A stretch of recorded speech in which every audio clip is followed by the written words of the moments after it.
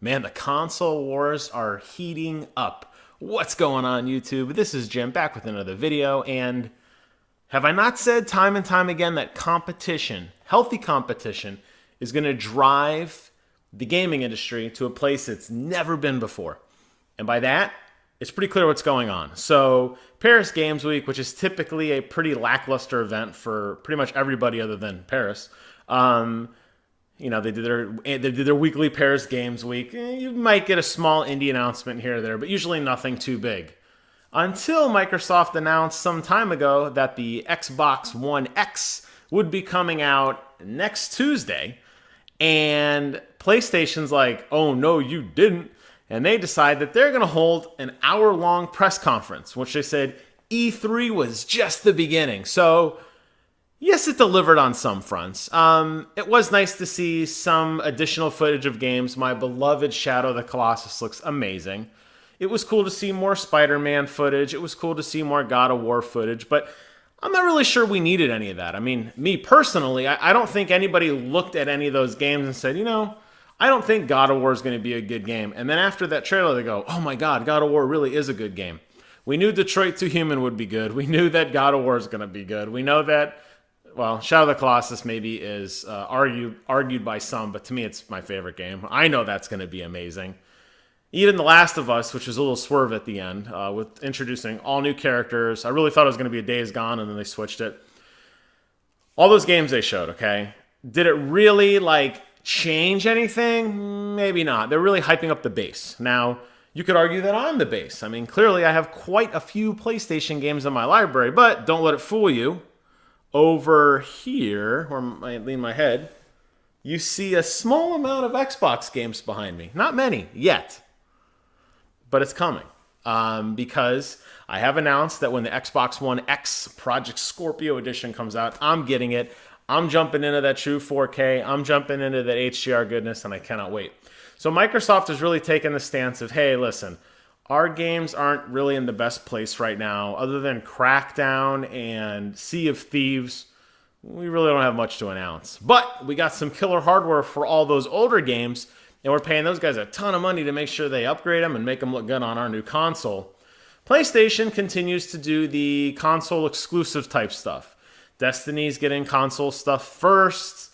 Call of Duty's getting stuff first. They had a slew of games that were console exclusives. Even Capcom jumped on board with Monster Hunter World or Monster Hunter Universe, whatever the online Monster Hunter game is, where they announced you can play as Aloy from Horizon Zero Dawn. So there's even some exclusives for the Sony crowd in there.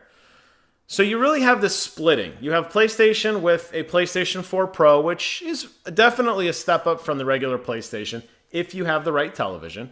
And then you have Xbox, which is leagues ahead in the hardware right now, but not really a lot of games to support it. So they're kind of going back, blast from the past, pulling out the original Xbox games, original OG, the Duke Xbox games like Crimson Skies and Ninja Gaiden.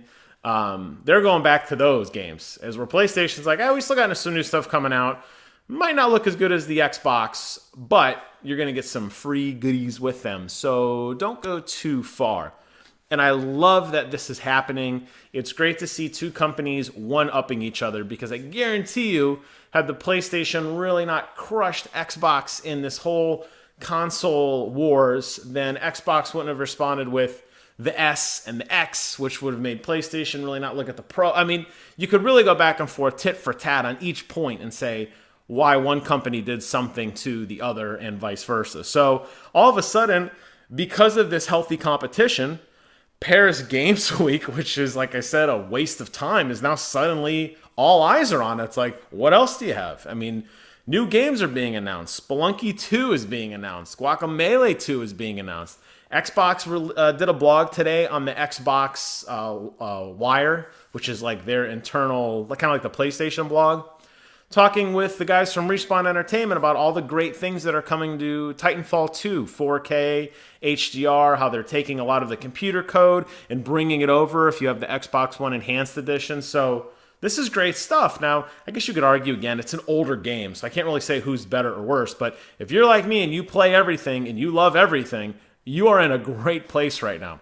If you still align with PlayStation or only with Xbox, fear not. Each of your respective camps, you guys definitely have something exciting, going on in your respective part of the world. But as a gamer who plays it all, even Nintendo, what a time to be alive.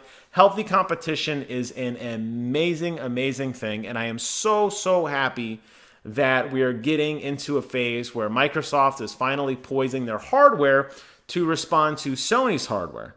Now all we need to see is them games. So Phil, I know you're watching this video. Where the hell are the games? When those things come, you're going to have a really hard time as a Sony fanboy. But until then, I think Sony reigns supreme. As always, I want to thank you guys so much for watching. Get out there and get hyped over Paris Games Week. And until next time, I will see you guys on the other side.